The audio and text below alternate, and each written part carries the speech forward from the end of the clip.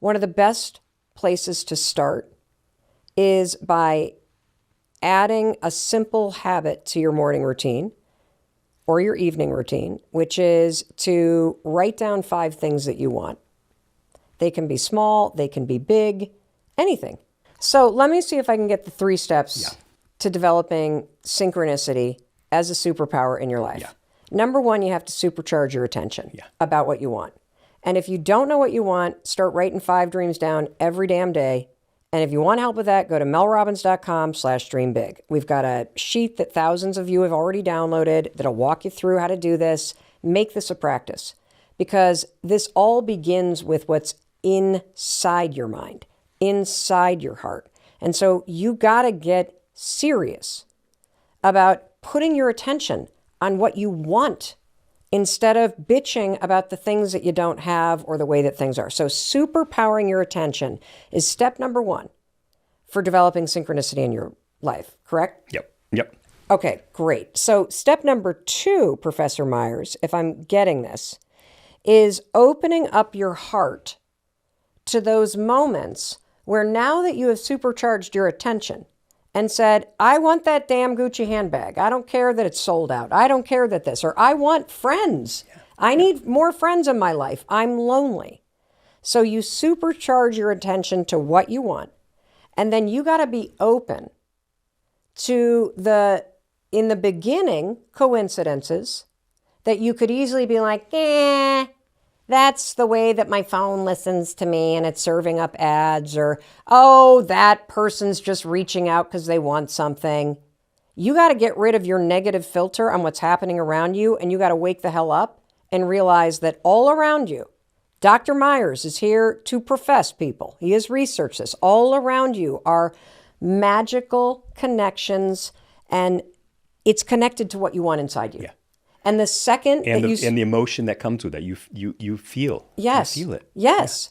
And so you got to start to get positive and intentional about calling out these signs that life is trying to help you, that things are going in the right direction. You got to grab one little thing and use it as like a little toehold to hold on to. And then when you call out that sign, you got to walk toward it. Yeah. Is that right? Yeah. You know, I never realized that this is how I live my life. Like, I think what I've learned in this conversation is that synchronicity is something that I've been tapping into for a very long time. And there are periods in my life where I wasn't tapping into it and I was completely out of alignment and it was full of friction and self-destruction. And then there have been periods where I've allowed myself to say what I want, or at least say what wasn't working.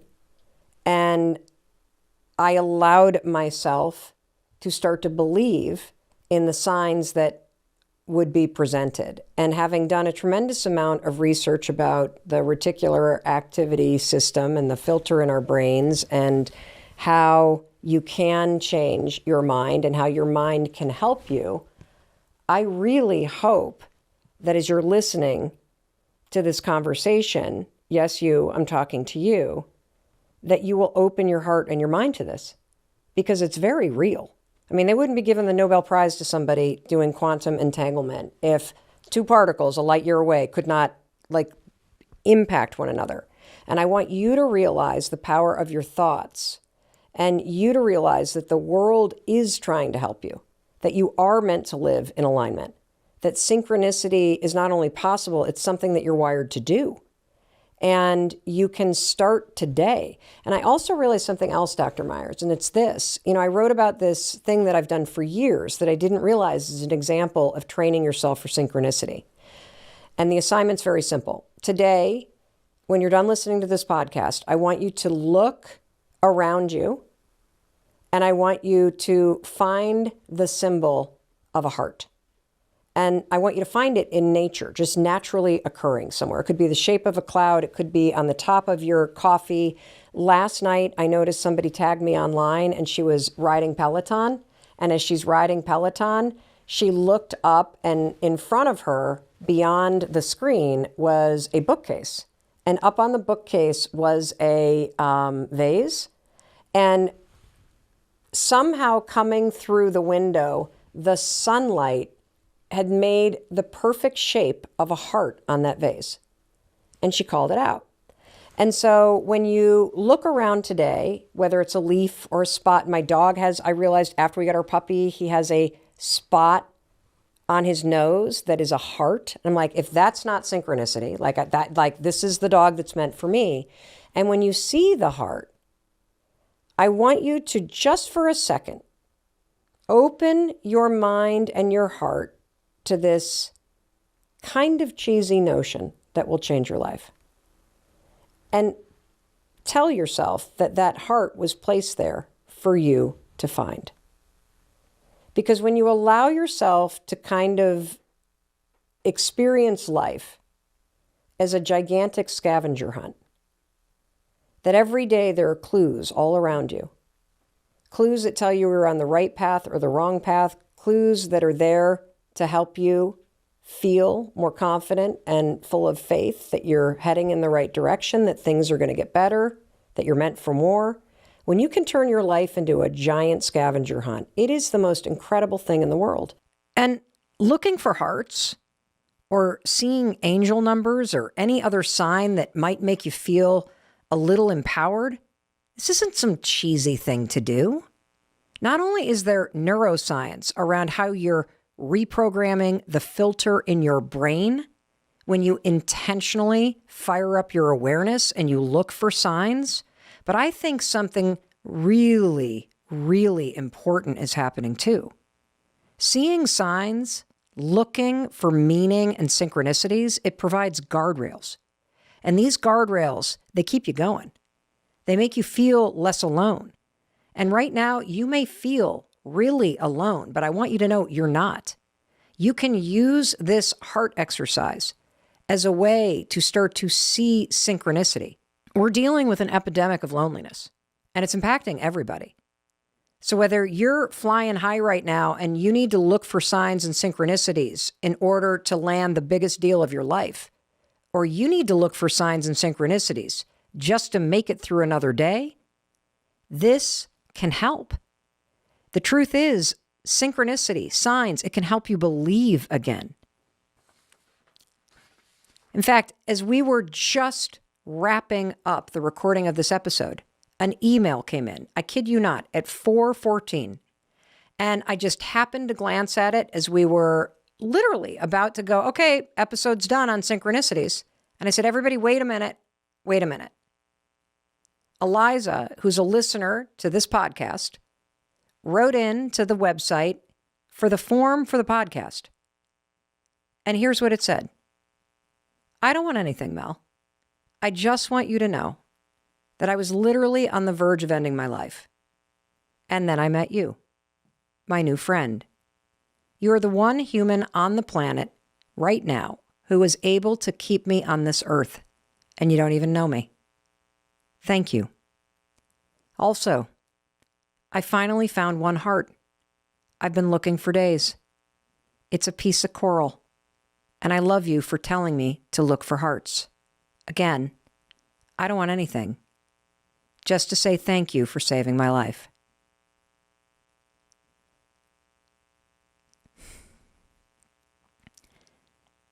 This email to me was synchronicity. It came in at exactly the right time. It has extraordinary meaning for me because something felt missing from the episode. And what was missing was this synchronicity, something profound to show you that these simple things that I'm telling you work actually do. That sometimes all you need is to see a piece of coral in the shape of a heart and tell yourself that it was put there for you to remind you that yes, you are loved. And yes, you have a life that is worth living. And yes, you have the strength and the courage to get through whatever it is that you're facing.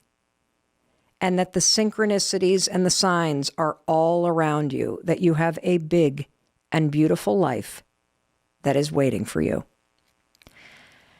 Whew. So, Eliza, thank you. and keep looking for hearts, because now that you have found one piece of coral, that reticular activating system in your brain, that filter that helps you spot synchronicities, guess what? You just programmed it today. And now it's going to help you see even more. Today, we've got brand new research, everybody. Yes. And we are going to introduce you to very simple behavior changes that you can institute immediately that will improve your life. Yeah. All grounded by research. Mm-hmm. And some of them quite shockingly weird and surprising. Yes. And these are all brand new, just released, amazing, legit studies. So we're super excited to share them. Okay. What is the first change we need to make? Definitely. So there was recently a huge brand new study from researchers at the University of Texas at Austin and UChicago, all about the power of random acts of kindness. And this study is called "A Little Good Goes an Unexpectedly Long Way, Underestimating the Positive Impact of Kindness on Recipients." Okay, but we all know that acts of kindness are things that make us feel good. But why is this brand new research something we have to pay attention to? So like in the year ahead, acts of kindness, people, all day long. How come we have to pay attention to this? Definitely. So what the researchers really looked into is, why do we not do random acts of kindness? Because what they found is they're actually pretty uncommon. We think that, oh, we just do this, we all know what to do. We don't. Most people do not do random acts of kindness. And it's because we actually don't think it's going to matter to other people. Oh. Yeah. And what the researchers found is it does. No matter how tiny, a random act of kindness makes a massive difference for someone else, and you are happier as a result of doing it. So that's interesting. Mm-hmm. So we know that we should be doing this. But what you're saying is that we don't do this. And this is where the insight comes in. Yes. Is that we assume it's not going to matter. Exactly. And a random act of kindness, it's like the littlest thing. Yeah. Smiling at somebody, putting your arm around somebody, waving somebody into traffic. Yeah. Even tipping. Yes. Somebody that's Huge making your one. coffee and looking at them and saying thank you. Mm-hmm. These are all small things that make a difference. And we think it doesn't make a difference. And so I think that's where the learning is, at least for me. Yeah, definitely. Is that you're not doing it not because you don't think it's an important thing to do. You're not doing it because you don't think it matters. Yes, exactly. And the New York Times picked up this brand new study, ran a huge article on it, and there were thousands of comments of people sharing their stories of random acts of kindness. And it's a reminder that these do matter to people. And here's the interesting twist about this story, and it's why Tracy was so excited to talk about this particular piece of research. The stories were not from people who were like, oh, I started a pay it forward chain. No. Which, by the way, you know how everybody starts doing the pay it forward chains typically around the holidays where you're going to buy the coffee for the person behind you? I saw this interesting post by somebody who used to be a barista who says that is a complete nightmare for operations, because it gets confusing whose drink is whose and what got paid for, and people don't know how to grab the drink. And that if you want to do something nice in a super busy coffee shop, look at the person making the coffee, tell them thank you and how much you appreciate them, and give that minimum wage person a tip that is the cost of a cup of coffee that you would have bought for the stranger behind you, which I thought was really interesting. But this piece of research, which really impacted me, is all of the comments were not about people bragging about their acts of kindness. It was people sharing stories about how an act of kindness from a stranger or a teacher or somebody in their life changed the trajectory of their life. Their entire life. Yeah. Why don't you read that one comment that had us all just get goosebumps? Yeah, definitely. So this is a comment that was within the article. The comment said, "As a child, I lived in absolute poverty with an abusive parent. I had a music teacher who one day stopped me while walking down the hall and simply said, 'Are you okay?' I broke down. He took me to his office, fed me his lunch, and allowed me the space to pull myself together. He told me, 'You're in a bad spot, but it doesn't have to be your life.' That small gesture gave me the hope to believe in myself and allowed me to start considering a future where where the cycle of abuse and poverty don't exist. 30 years later, he was right, and the cycles have been broken. That small moment changed my life, it changed my partner's life, and it changed my children's lives. I want you to take a minute, and I want you to think about a moment, an act of kindness that somebody else did for you that was meaningful. And when you think about it from being on the recipient's end,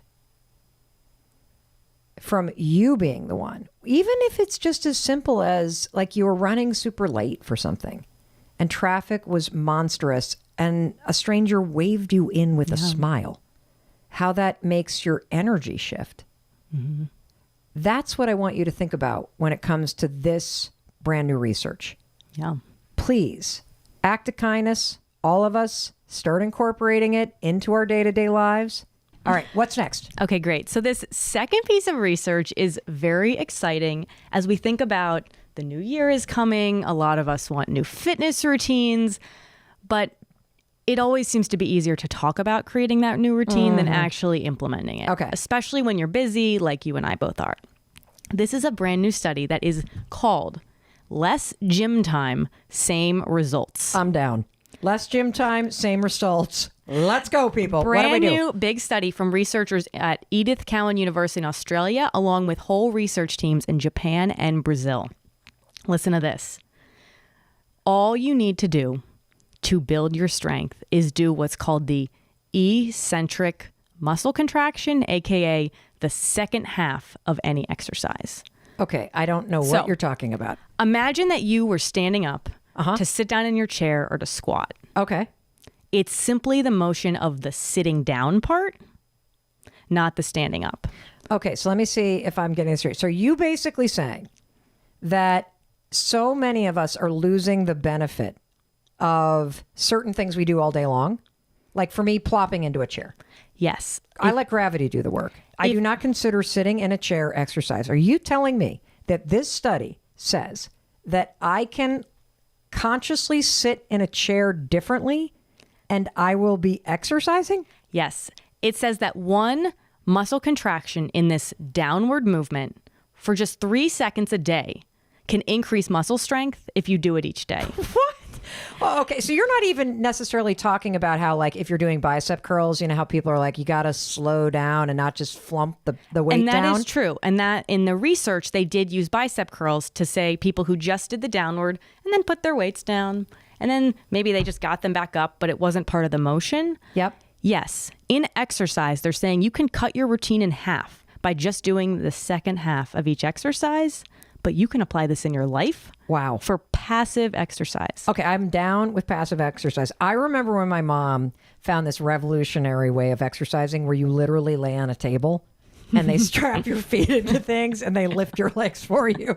I'm like, I'm pretty sure that's not exercise, but if it works for you and it gets you there, great.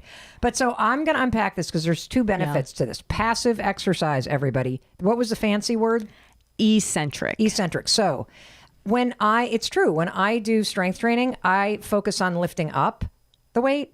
I don't get intentional about resisting it dropping down. And the lifting up doesn't seem to matter that much, according to the research. Whoa. Yeah. Whoa. Now let's do the chair thing. So I want to try this. So I'm standing up. Okay. And normally when I go to sit down, I just like plop down. Yeah. You just went right into the chair right now. Gravity did the work. Yeah. And the chair took the beating. Yes. Okay. So now I'm going to stand up and I'm going to... You are slowly going down. Okay, now my shins are engaged. Great. And now you're holding down for 1, so I don't 2, leak. 3. And also, this is like an ab exercise. My butt is like an inch above the chair, and this is like a squat. The research is saying if you can once per day for 3 seconds slowly chair sit, you have just exercised. Building your muscles. I'm doing this. Could be easier than a whole weight training New Year's resolution. My life has just been changed by passive exercise research. Ladies and gentlemen, Tracy, genius. Thank you. So we've got acts of kindness. remembering how profound they are for somebody. Yes. Even just a smile. Oh, one act of kindness Yeah. that I do all the time. Whenever I see somebody that has their nails done, particularly like the tips and the cool stuff and the designs, I always compliment them. And the reason why is I know that they took the time to do it. And try this. Compliment somebody's nails. You will see somebody light up like a Christmas tree when you compliment their nails. They feel seen. They feel acknowledged. It's a simple way to do it. Okay. What do you think of my sparkly nails? Oh, Tracy with the gold. You are not a nail polish person either. No, I'm not. Well, show them to the YouTube community. It's gold, everybody. For Christmas. All right. Next study. So this study, when I first read it, I was a little bit floored by it. So this floored is in the this is stupid or floored because there's a some mix. There's it some felt research stupid, we find. and I cannot believe how big of an impact and how big this study is for what it is. But I think this is a very simple thing that anyone can do for 1 second each day. Wait, 1 second. 1 second. Well, I think 5 seconds can change somebody. 5 You are seconds. taking it down, Tracy. This one thing is going to give you an improvement in mental well-being for 8 hours. And it works in healthy people. It works in those with depression. It works in those with all different kinds of mental health challenges. Here is the study. This was a huge study in the UK at King's College London, huge reputable research university that was published in scientific reports. Can I just stop you? Yeah. Because I'm trying to think of what this is. Okay. I don't think you're going to get it right. Orgasm? No. No? Okay. No. I can't think of anything else. So this study took place across a 4-year span. They collected data of 20,000 assessments, and they had global participants in this study. And do you know what they found, Mel? That would improve my life for 8 hours after just doing this for 1 second. No. The study is called Feeling Chirpy.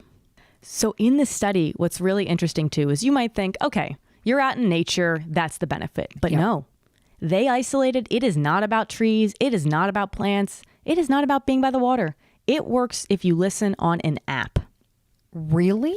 There is something about the sound of birds. You can go on YouTube. You can listen to a birdsong app. You could get outside. But that deeply resonates with us, even at a subconscious level, for 8 hours of improved mental well-being, up to 8 hours. That's incredible. It reminds me up here in Vermont, when my in-laws owned this house, there was a clock that used to hang in the kitchen. And every single hour was the photo of a different bird. Mm-hmm. And when the clock would hit the hour, the chirping of the bird would happen. And it didn't matter how many people were in the kitchen. Everybody would stop and turn toward the clock. Mm-hmm. And so on some level, this seems like one of those studies where you're like, honestly, who the hell even got this idea to stop this?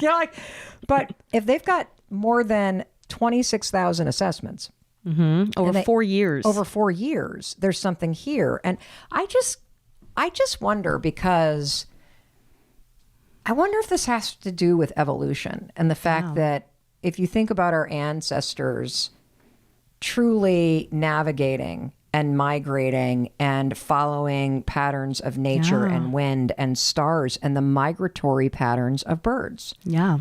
That I wonder if there is this connection. And, I agree. I love the sound of birds, except for a crow. I don't like a crow. But if I hear a songbird chirping, it does cause a lift in mood. Yeah. That's incredible. Wow. So now I'm sitting down mindfully. I'm listening for birds. Yeah. Just to put it on YouTube after your episode of the Mel Robbins podcast. Maybe we should just play some birds right now. Let's play the bird sound. Okay. Great. What else you got for us? Well, now that we're so grounded after our bird sound, there is a huge, brand new, just published study from Georgetown Medical Center, published in the JAMA Psychiatry Journal, which is a really big, prestigious journal. So this research is legit. My dad used to get that. The journal, I think it's of American Medical Association. Probably. I can't believe that. So this is legit. They compared in people who have anxiety, taking Lexapro versus doing mindfulness-based stress reduction, which often looks like a body scan or gratitude journaling. Now, by body scan, you don't mean climbing into an MRI. No, I mean, how is my body feeling right now? So a lot of times in yoga, they'll use this relaxation technique in a class where you're like, scrunch up your feet, relax them. Scrunch your ankles, relax them. Flex your quads, relax them. That's sort of a way to kind of body scan. So that's one example. What's another example they used? Gratitude journaling. Really? Yes, that's a powerful example of mindfulness-based stress reduction. Okay, so they studied Lexapro. Yes. And then they also studied these mindfulness techniques that bring you into your body and into the moment. Yes, and there are a number of them, but those are just two to highlight. Is the gratitude journaling. And what they found is the drop in anxiety was equal between Lexapro and just doing these deliberate mindfulness-based stress reduction practices like a gratitude journal. Wow. I think I have a hunch for why that might be. Well, because as somebody who has dealt with and felt anxiety for almost my entire life. I mean, I have it under control now and I profoundly understand it. So I'm annoyed by it, but I'm not scared by it anymore.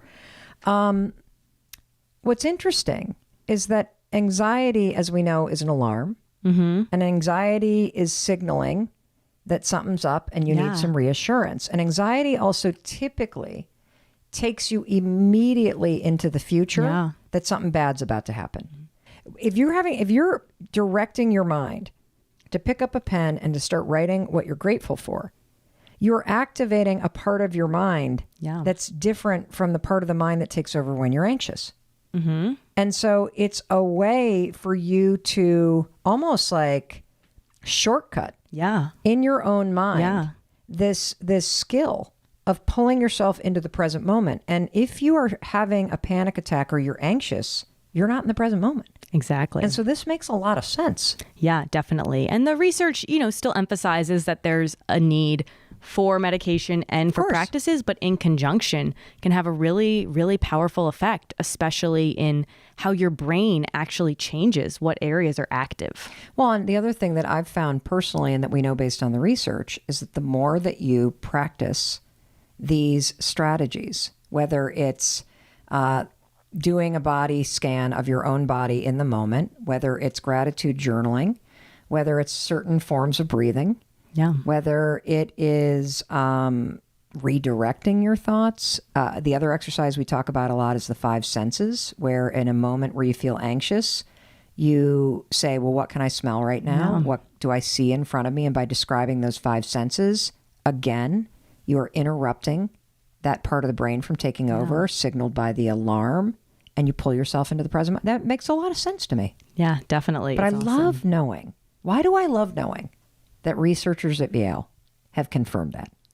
Because a lot of this is common sense. A lot of it is common sense, but I think there's something about knowing your time spent in your gratitude journal is worth it. That it matters. It matters. It really does. Yeah. All right. What else you got for us? This is really great. Cool. So we've done the act of kindness. Yeah. You've sat in your chair very, very, very, very slowly. You have listened to your bird sound. Now we have written down what we have gratitude about. This next one is super interesting, and it is about willpower. So a big study from UPenn in Michigan looked at 20,000 high schoolers as they studied for and took the SAT exam. Okay. What they found, taking into account socioeconomic status, all of their prior achievements throughout high school even, what matters the most for their study plan and their scores is if they didn't rely on willpower and set themselves up with strategies to better be able to study. So you're saying if the students didn't do what I did or didn't do what I see my kids doing, which is basically you got the laptop open, you got the phone on, you got piles of books all around you, and you're just going to try to plow through it.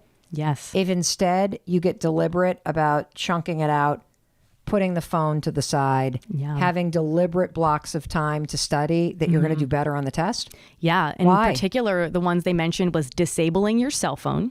Okay, so turn the phone off. If you're serious about performing better, Yes. you got to turn the phone off when you're preparing. Okay, that's number one. Setting up a distraction-free place to get your work done. Setting up a distraction-free place. I'm starting to smile, Trace, because yesterday Tracy and I were going over the final draft to our newsletter that goes out twice a week. It's amazing. Mm-hmm. Just go to melrobbins.com to sign up for it.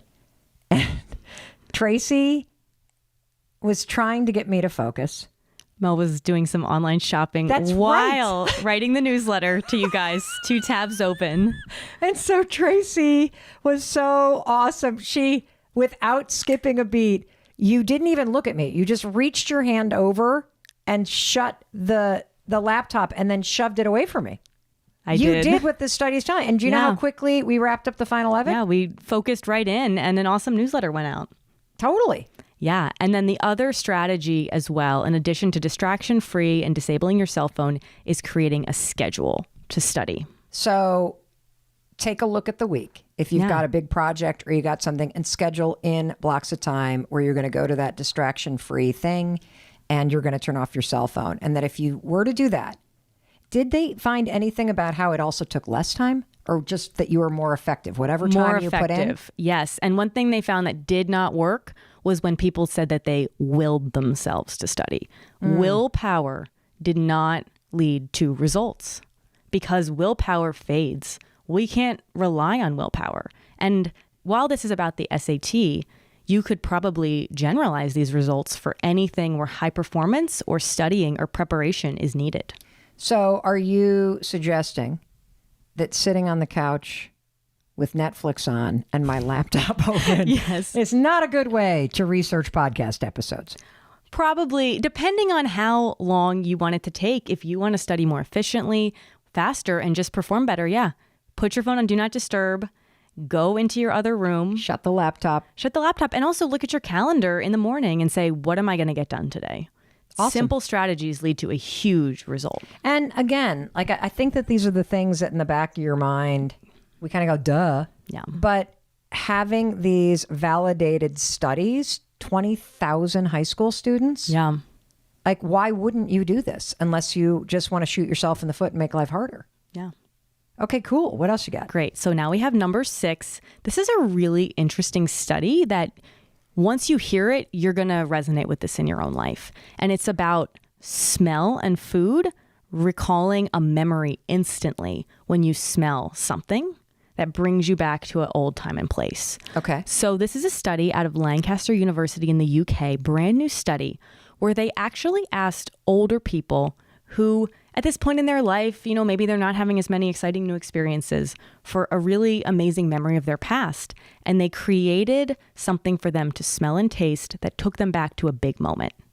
They actually 3D printed these tastes and smells on like a little Listerine strip type thing. So crazy research. Like the taste of your favorite ice cream treat from a vendor. Like I'm thinking at your about wedding, the one couple, it was the food at their wedding. They were able to taste it. Or someone who had a curry tasting one, they took them back to that memory. Strawberries from a day when they were young. And instantly, people were vividly transported back to this memory. Instantly. Wow. And the researchers say this is a very powerful implication for creating happiness hacks. If you knew that in the past you had the best vacation, the best memory, you can instantly access that deep memory by smelling that smell, having that food. That makes a lot of sense. Mm-hmm. My wheels are spinning because I'm thinking about my friend Pete Sheehan, who made me a cup of tea once. Mm-hmm. And he was very particular about how he made it because he said only his mother has ever been able to make tea that tastes as good as this certain way. Yeah. And what I bet it brings him back to his childhood. Yeah. Now, what's interesting about this, because this research that you're talking about in terms of how taste and smell cues memory, this is specifically applied to very positive memories. Very positive, yes. And it's really kind of cool when you stop and think about the fact that you can, as you said, hack happiness by bringing very positive memories. I remember a really interesting story that has always stuck with me, because we know that this is true based on trauma research, that smell in particular can trigger a trauma response. And I believe it was in the book about trauma that was written, by a PhD medical doctor, talking about how trauma can immediately bring you back to that just terrible thing that happened. And so the researcher or the psychiatrist was talking about how he was treating a high school student who had severe abuse. And all of a sudden, this kid had gone from being like a really great student and doing well in class to almost flunking out of this math class and being really disruptive in this math class. And it was very uncharacteristic of this kid to act this way, particularly in the math class. And so the therapist leaned in to try to figure out what the heck was going on. And what he discovered was this, that the math teacher had recently switched his cologne. And he was wearing cologne that was the same cologne that this kid's abuser had worn. Wow. And so just the math teacher coming up behind him, and the smell of that would trigger all of the trauma, which of course made him agitated and untrusting and not able to pay attention. The therapist got the math teacher to stop wearing the cologne. Issue gone. Wow. And so we know based on research that this is true around trauma and negative experiences. I think it's really, really encouraging to hear that smell conjures up positive experiences. In fact, I'm thinking about the fact that my grandmother used to wear a particular perfume. My father used to wear a particular cologne. And whenever I smell it or smell traces of it, I immediately remember them. Yeah. Oh, this is so cool. Didn't you have a friend that did this with her wedding? Yeah, definitely. Intentionally? What happened? Yeah. So I'm going to be getting married this year, and I was talking to someone who just recently had their wedding, and I asked if she had any advice for me. And she said something that I have never heard before. She said, figure out what your smell is going to be at the altar of your wedding ceremony, because that is a smell that for the rest of your life can transport you back to that moment. She said she picked out a very specific flower, one of her favorites with her favorite smell, and did a massive arrangement right where she was going to be standing at the altar during her wedding ceremony. And she even sprayed something, a smell there, so that she said for the rest of her life, she can instantly transport into that memory. And she said to me, I highly recommend more than anything else that you do that. And even not just for weddings, for any big moment of your life where you know that you're going to want to look back at this forever, create a signature scent. Know what your smell is going to be, and you will go back to that forever. Speaking of smell, my cat Noodle just walked in. Noodle has been giving his signature scent to all of your rugs lately. Yes, he's been really naughty. We've got this new puppy, as you may know, and so he has got a signature scent that he sprays around. All right. I that's interesting, because you think about marking rituals with a certain cake or a certain this or a champagne, but getting intentional around the type of flower or the perfume that you wear or those sorts of things, that's super cool. Yeah, definitely. And you can apply that right now about things going forward or about any positive memory that you want to remember. Okay, cool. What else? Okay, great. So we're getting near the end of these new studies. This one I thought was so much fun. It's a study from Indiana University, the University of Connecticut, and Duke. And here's what it's about. It's about those mundane secrets that we hide from the closest people in our life. And that means, here's what the researchers define mundane secrets as: hiding small online purchases, foods that you don't want your partner or friends to know that you eat, or things like watching a TV show ahead of your partner when you guys are doing it together and they don't know that you're sneaking ahead. And then you sit there and pretend that you haven't when you watch the episode. The researchers... I can't do that. I can sneak ahead, but when the episode comes on, I can no longer sit there and pretend that I haven't seen it. That's the part where the gig is up for me. So the researchers found that 90% of people have recently kept one of these everyday consumer behaviors a secret from a very close person in their life, a friend or their partner. And they report, you know what, my partner probably wouldn't care if they knew I watched ahead or I snuck a piece of cake, but they keep it a secret. 90% of us have these tiny little guilty secrets. Now, is this something we should do? Because everything Here's that you've what's recommended interesting. so far is additive. Yeah. So, yes, I am guilty of watching a show ahead and not telling Chris, but I always confess when we're sitting there. But they also did. Go ahead. Well, what's interesting is they actually found this is not a bad thing. It is okay to have your little guilty pleasures. You can hide little things from your partner. This is not about being dishonest. Listen to this. Tiny feelings of guilt, which don't hurt anybody, actually drives you to want to be better to your partner.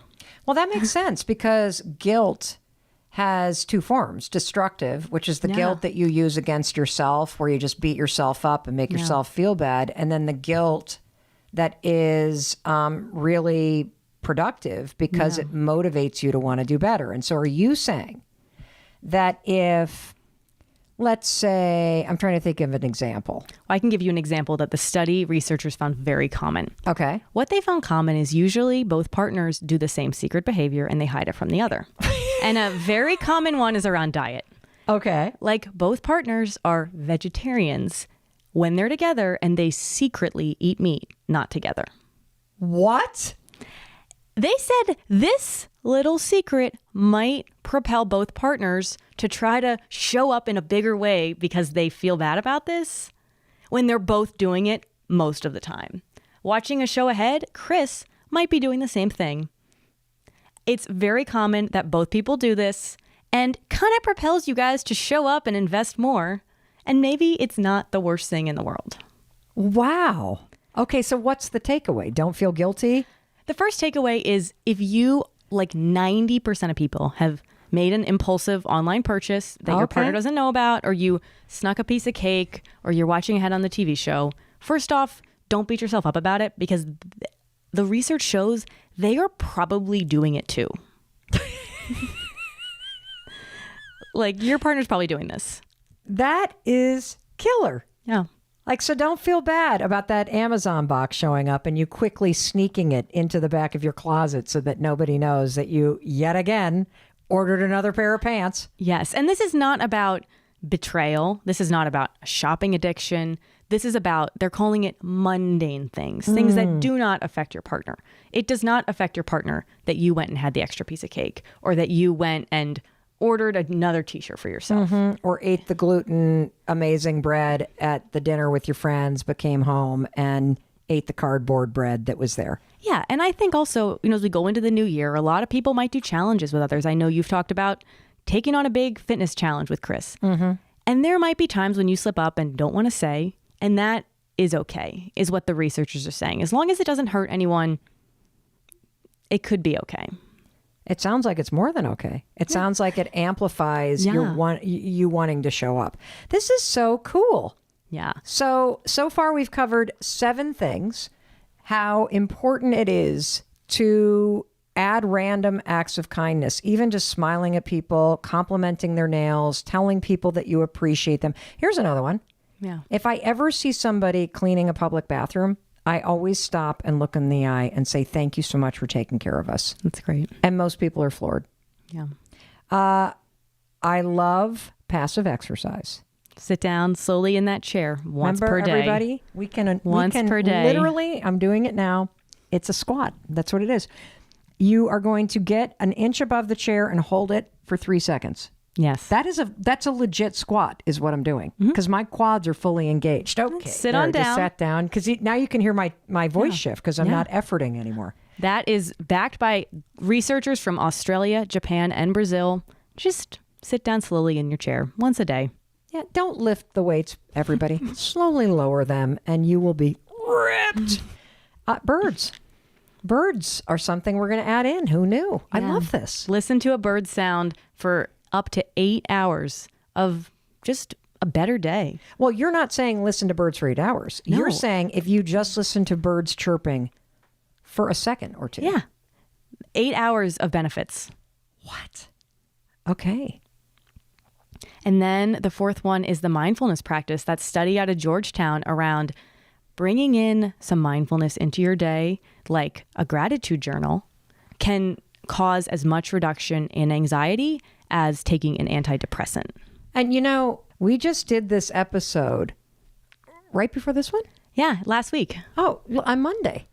Last Monday. Oh, a week ago. Yeah. We did this episode about doing nothing. And in it, I recommended that we set an alarm in our smartphones for 2:13 with a little note that says, stop, take a breath, do nothing. I even had a little song that I play when it happens. And that's an act of mindfulness. And one other thing that comes to mind, I know in Tim Ferriss's big book, Tools of Titans, he crunched the data on 250 interviews that he had done with like billionaires and world changers. And every single one of them had one habit that they all shared, right? Yeah. And it was a mindfulness practice. Yeah.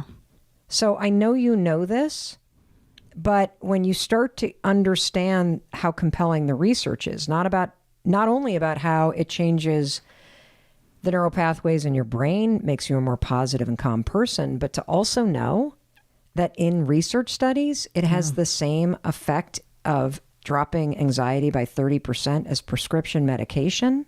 That's worth paying attention to. Yeah, definitely. Definitely. And then our study number 5 was do not rely on willpower for success, for accomplishment, and for getting important work done. Go on Do Not Disturb. Help someone have you stay accountable. Go into a quiet room, just like those students who succeed on the SATs did. Awesome. Schedule in success. Don't just muscle through it. Yeah. What else we got? Oh, smell. I like this one. Yeah. Think about putting more positive smell associations into your life, whether it's bringing positive memories to mind, or it is creating positive experiences by getting intentional about the smell. I love this. Yeah, definitely. And then we had our one sneaky TV show watching, sneaky meat eating. So just giggle about it. Stop making yourself feel bad. Stop making yourself bad because everyone else is doing it too. And there's one final change. Yeah. So this piece of research is something that researchers actually show is the easiest habit to make the largest impact in your life. And what is it? You can tell them what it is. It's being kind to yourself. This is so profound that I want to dedicate the next episode to just the research on how to be kinder to yourself, because this recent study I know, and the irony is, of all the things that you could change in the coming year, the research is conclusive that learning how to be kind to yourself as a daily practice has the single biggest impact on your happiness, on your meaning, on your sense of purpose. And the sad thing is, it is the one we practice the least. Yeah. And this is so important that the very next episode that we drop on the Mel Robbins podcast is going to go deep on the topic of being kinder to yourself, how to make it a habit, why it matters. And we are also going to do a bonus episode with it where we're going to take people's questions about it, because yes, let's squat down on the chair. Let's listen to the birds. Let's structure our study time. Let's get the smells going, people. Let's be mindful. Let's, what were the other one? What was the first one we did? See, I've already forgotten. The first one we did is around the random act of kindness. Amped up the kindness. Let's go. And kindness towards self is the biggest thing you should do, which is why we're going to talk about it in the next episode. And I want to tell you a quick story about how perspective changing things can be. And then we're going to hear your story, Amy. So I remember when I was in law school, right? Yeah. I grew up in a teeny tiny town in Michigan, and then I go to college in a teeny tiny town in New Hampshire. Okay. And I was sort of like your meat and potatoes kind of gal. I was not the biggest experimental eater like I am now. And I remember one of my really good friends, shout out to Sydney, she was a super cool lady, and she grew up in Providence, Rhode Island, and she was multicultural family, like super cool. And I remember she invited me to leave the campus, the law school campus, and go into Boston Okay. to this restaurant called Jay's. And her boyfriend, who was older, was going to take the two, law school students with no money out. And it was a Thai restaurant. And I had never been in a Thai restaurant before. And so we sit down. I had no idea what to order. And so they just order the pad Thai. When this thing arrived in front of my, plate there, when this What plate did you think when you saw that pad Thai that you'd never seen before? I was like, what the hell is the eggs and chicken and shrimp and these noodles? And it's like pasty, tacky, weird texture and peanuts and bean sprouts. So I just shoveled a fork in and I just took a bite. It was like a unicorn in my mouth. It was the most delicious thing I had ever. And I had this thought, there is an entire world I have been missing out on because I just didn't know. I just didn't know. Yes. And that is what this conversation's about. It's like a pad Thai for your career. There is a whole world that you have not considered as seriously as I want you to because you just didn't know. Like, I didn't know you could make money online. Amy's the kind of person that knows how to tap into that confidence that is inside you to make a pivot. And I know that reinvention is a hot topic. Our project on Audible, Reinvent Your Life with Mel Robbins, is #1 on Audible. Everybody is feeling this need to change something about their lives. And when you take your career and your ability to make money into an entirely different level, it's extraordinary how that impacts your life. And Amy has been able to not only teach herself how to do that, but to teach so many other people how to do that, how to find financial freedom, how to get control of your time, how to create a life where you get to work when and where and with whomever you want to work. And do not tune this out. This is possible for you. I don't care what your life looks like right now. This is possible for you. And that's why I wanted Amy to sit here and give you a zero-cost masterclass in thinking differently and taking control of your freaking life starting today. So Amy, what was your pad Thai moment in your career?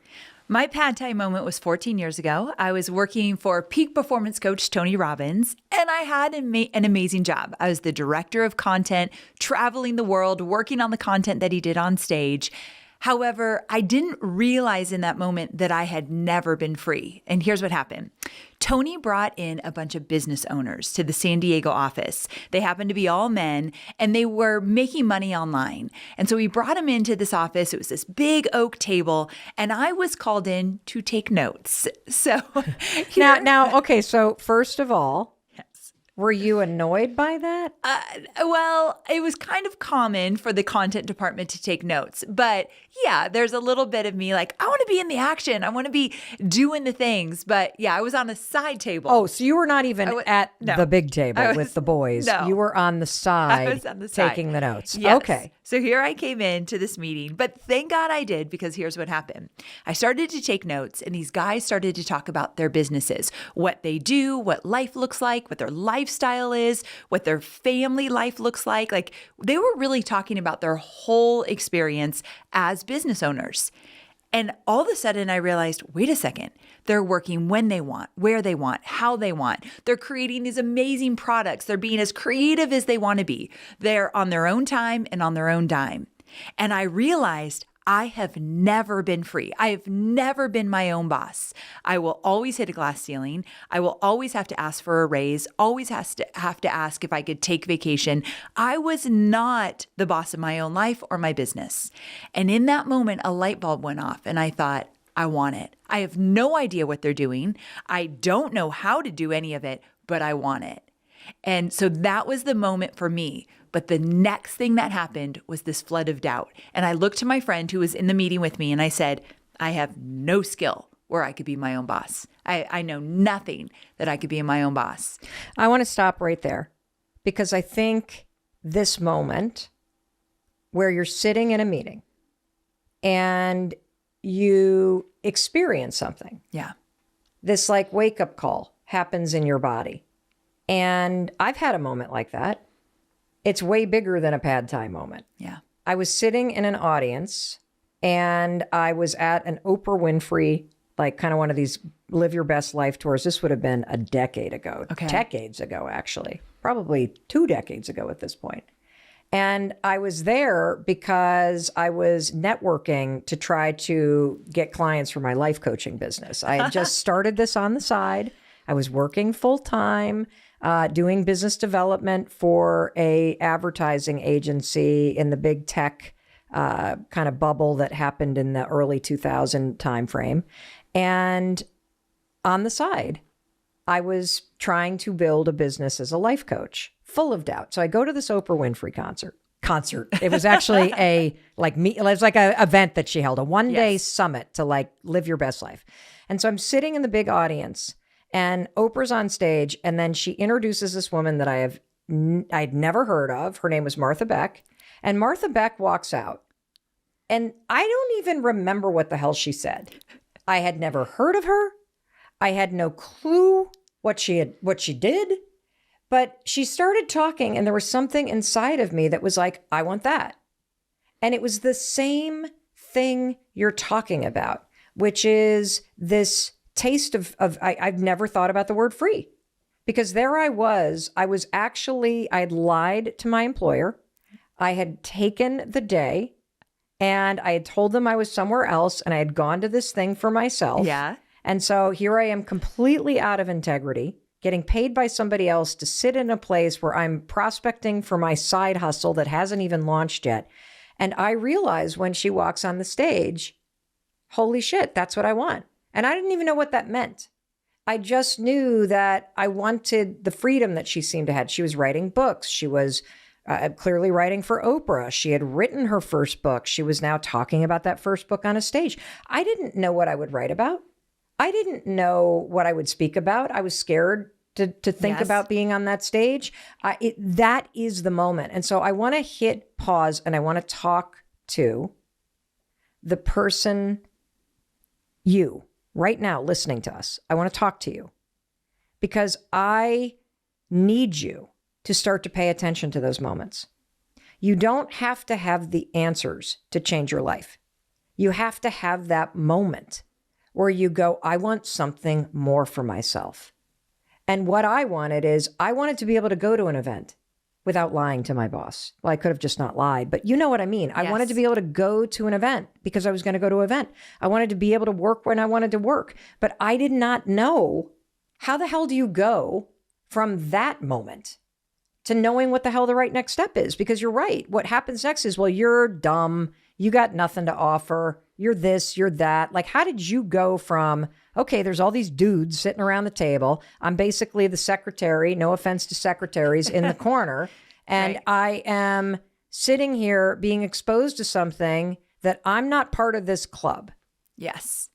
So the first thing, all those doubts came rushing in. And then I learned something a long time ago that if you're watching someone do something and you feel a little bit jealous, like, look what they have, or angst around it, which I had. Like, I wanted what they had, even though I didn't totally get it. Whenever you have a feeling of jealousy or angst or you want it, ask yourself, what do they have that you want? Like, get really clear. What is it about their life that you think is so attractive or you'd like to go through it? Because I had to get clear about what I wanted. And in that moment, I thought, they get to be their own boss. Like, that's what they have that I have never had. So I think clarity in terms of what you want is the first big step. You talk about that a lot. What do you want? And so once I got clear on, I don't want a job anymore, I want to call the shots, then I had to start thinking, what would I do? Because I had no clue. So for the next few months, I kind of went through this process that now I teach called the sweet spot, which is figuring out what might you want to do? What do you really want? That's a huge question. And I want you to contemplate that. What do you really want? And here's the secret. You start with the life you want. So when I teach people how to go out and build their own business, I always say, first of all, let's talk about what lifestyle you want. Because when I was in my 9-to-5 job, one night I was rushing home to make dinner on time. I wanted to be home with my family, to sit at the table and have dinner, and I was running late. I stayed in a meeting late. I had some things to get done. It was now like 6:30. I knew it was going to be too late, but I was bound and determined to get home. So I was racing to get home and got pulled over. And this female cop came up to my car, and already I felt flush in the face. Like I was just so upset. Now I'm getting pulled over. And she says, ma'am, why are you driving so fast? And I looked at her and I said, I'm trying to get home to dinner with my family because I haven't been home all week and I don't want to miss another chance to be with my family. And she said, go. Just go. And it's like she understood that when you are in a 9-to-5 job that you no longer want, everything else seems to fall by the wayside. Like you're not living the life that you want. So that was just one moment. Like I wanted to be home with my family. I wanted to actually make more money so I could invest in things that I wanted to invest in. There was so much that I didn't have that I wanted that I kind of just started there. So you got to just ask yourself what kind of lifestyle you want and then build your career around that. Well, I think a lot of people got a huge wake-up call these past 3 years. Yes. If the pandemic did nothing else, it certainly made you reflect on your values. It made you reflect on where you wanted to live. It made you reflect on what was important to you. And this mindless chasing of more, it became very clear for a lot of us that that is not the lifestyle that we want. You had a huge move. I had a huge move, all beginning with the question, what do I actually want my life to look like? Yes. All right. Well, I want you to pause right there because we're going to take a word from our sponsors. But when we come back, we're going to take a few more questions from listeners, and we're going to continue to hold your hand and walk you step by step through this process of starting to embrace the wake-up call, ask these big questions, and get freaking serious about your ability of making it happen. Welcome back. It's your friend Mel Robbins. I am here with Amy Porterfield, and we're asking the big questions today of you. What do you want your life to look like? How nice would it be if you had freedom? You were free to work when you wanted, where you wanted, that you took the time to design your life to work for you. And for those of you that have never thought about this before, you always thought, okay, I just got to get a job. I got to get a job. We're unpacking a concept called unbossing yourself, because I personally believe this is all mindset. It's all mindset. And you've got 2 strategies to unboss yourself. But before we get to those, I want to go back to the story, because you had this wake-up call. You're like, whatever these dudes are doing to make money online, I'm figuring this out. Yeah. Because I am not free if I work for somebody else. And I really see and have a taste of what they have. And now I want to figure it out. And so takeaway number 1, everybody, pay attention to the wake-up call. Takeaway number 2, yes, you can sort this stuff out. And takeaway number 3 is, what did you do next?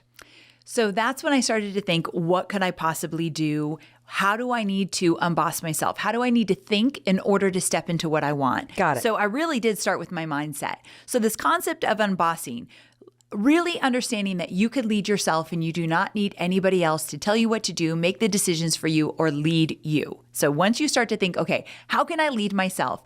I had to take some steps to get me there. The first thing was, again, I talked about what do I want? And I went on social media and started following a bunch of people that had the kind of businesses that I wanted. Total immersion. I wanted, and you did an episode a while ago that you talked about when you, let's say, got a new car and you started to see that car everywhere. Yes. It's the same concept. When I decided I wanted to start my own business, I started to see bosses everywhere doing what I wanted, but I was intentional about it and I cleaned up my social media. Okay, so takeaway number 1. Yeah. You have this wake-up call.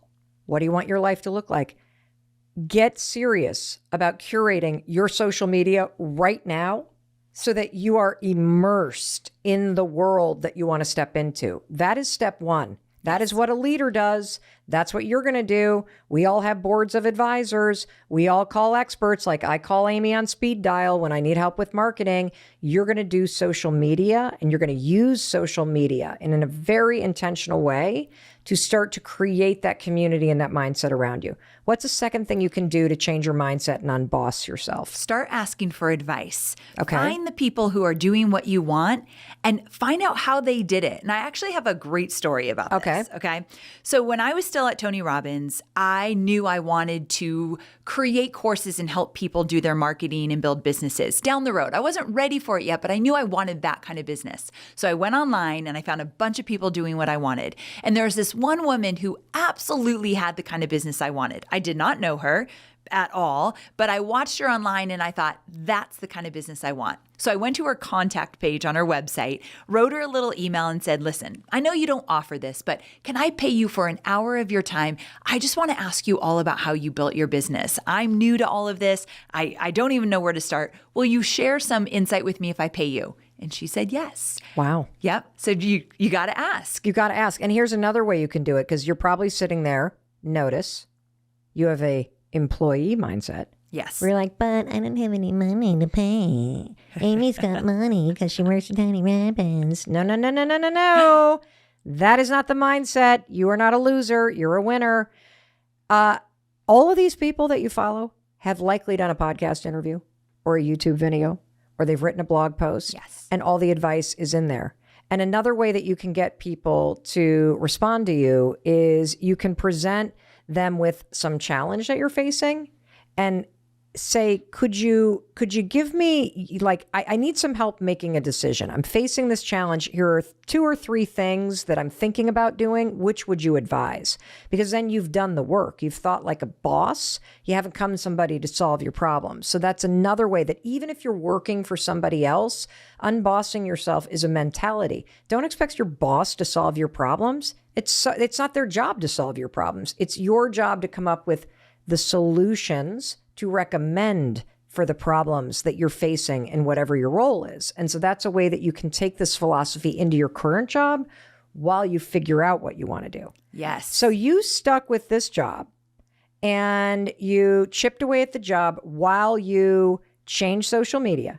Yes. And you started asking people for advice. You started chipping away at learning things. What else did you do in order to kind of step by step march toward building something you had no freaking skill or experience to do? Yes, I had to get unreasonable. And by the word unreasonable, I mean, I had to start thinking in ways that I had never done before. And so like with the call with that woman that said yes, like I was still at my office. I had to crawl under my desk because the walls were thin. I didn't want anyone to hear me at my lunch hour. I'm whispering to her on the phone, like, how did you build your business? What did you do? And she's whispering back to me. And I'm sure she thinks that's weird that we're whispering, but I needed to make it happen.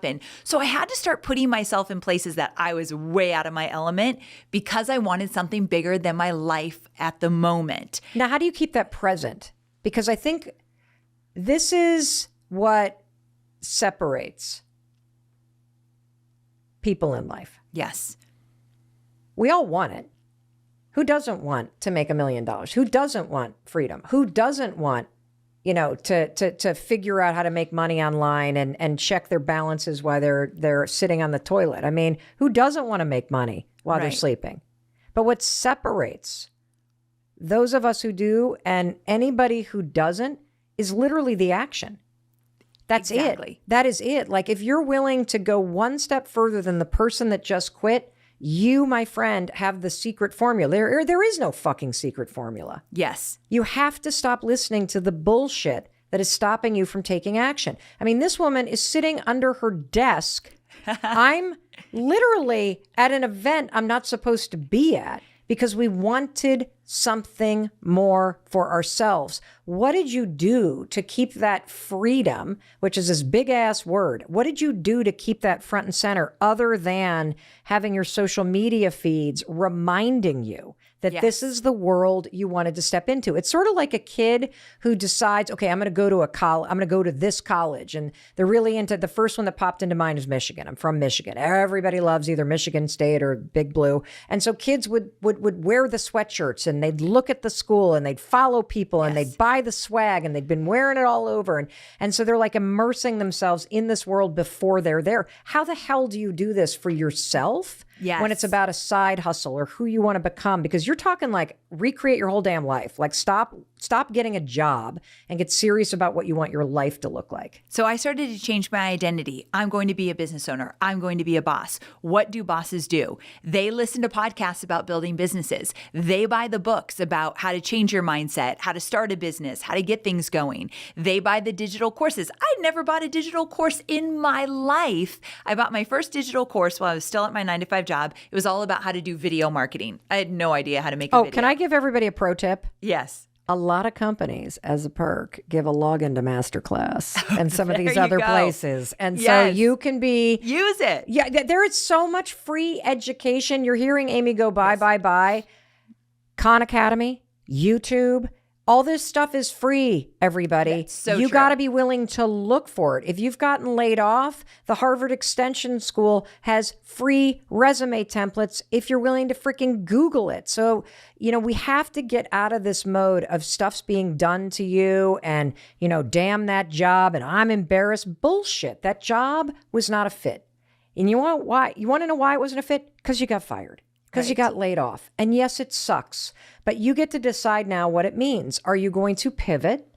And are you going to take this as a wake-up call? Or are you going to sit there and feel sorry for yourself? It's so true. So yes, get resourceful. You don't have to pay for any of this. There's tons of free resources out there, even more so now than there were when I even left. But I started to, again, total immersion, fuel my mind with the right things. But here's another thing I did. I started a side hustle. And I think this is an important conversation for people right now. If you're afraid of getting fired, laid off, or you're just not making enough money, a lot of people listening, they think they're staying in their 9-to-5 job, but they know they're not getting paid enough. They know they're undervalued. So the best next thing you can do is start your own thing in the mornings, nights, weekends to bring in a little extra money. Let me tell you about a student of mine. Give who me did some, this. give me Okay. some examples. So one of my students, her name was Rachel. She was a pharmacist, and she did this job as a pharmacist because her parents wanted her to have that job. It looked good. It sounded good. And here she is as a pharmacist during COVID and hates every minute of it. Like, her life was miserable, what she went through. And so on the side, she decided, I'm going to learn how to buy real estate. She didn't have a lot of money, but she said, I'm going to learn how to just buy a little bit of real estate and turn it into an Airbnb and see if I can make a little extra money doing that. So she researched, she started saving, she bought her first piece of real estate, and it did really well.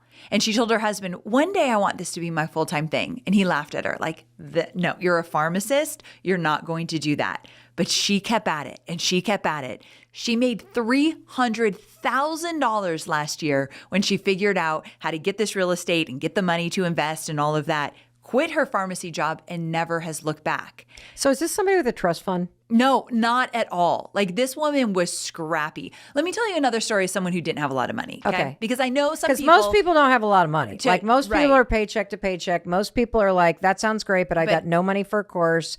I'm definitely going to pick up the book 2 weeks notice that you just wrote, Amy, for the step-by-step guide, but I don't have buy real estate. What are you talking about? Okay, let me give you a better one. So this one is from my student Tara, and she was an accountant for 15 years in a very small town. And she's a single mom, and she said, I need a raise. I'm not making enough money. She went to the company and said, I'd like a raise. And they looked at her with blank stares, like, that's not even in your future at all. And she realized, I've got to do something. So she was really good at making wreaths. She made these beautiful wreaths. Wreaths? Yes. Like, you mean those round things that we hang on our doors? Yes. She okay, made so she's really good at beautiful wreaths. So I want to go back to something. Remember how Amy said you got to go through the sweet spot exercise. By the way, tons of resources linked all in the show notes on every single platform. Yes. But I want you to hear this. This is a person who has been told by people forever that she does a good job making wreaths. Yes. I know what you're thinking, everybody. You're thinking, Mel, I have a mortgage to pay. Mel, I have student debt. Mel, I am not starting a fucking business making wreaths because I will not be able to pay my bills doing this. Here's what I want to tell you. You have no clue what you're capable of. But what you're capable of right now is shooting down every single idea. You're putting all your energy into coming up with reasons for why not, why it's stupid, why you can't. What if you put half the amount of energy into why the fuck not? Yeah. Why not make wreaths?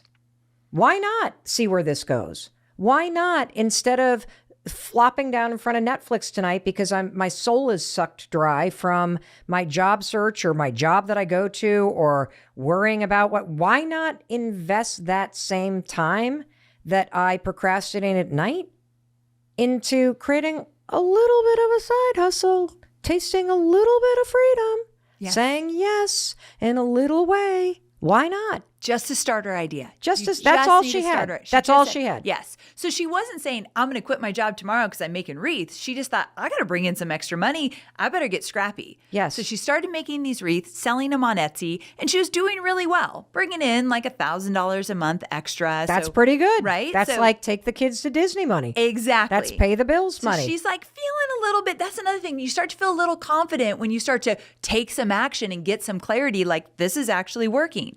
So what happened was her friends started seeing her make money on Etsy, and they were making crafts and they weren't making any money on Etsy. And they said, teach us how you're doing that.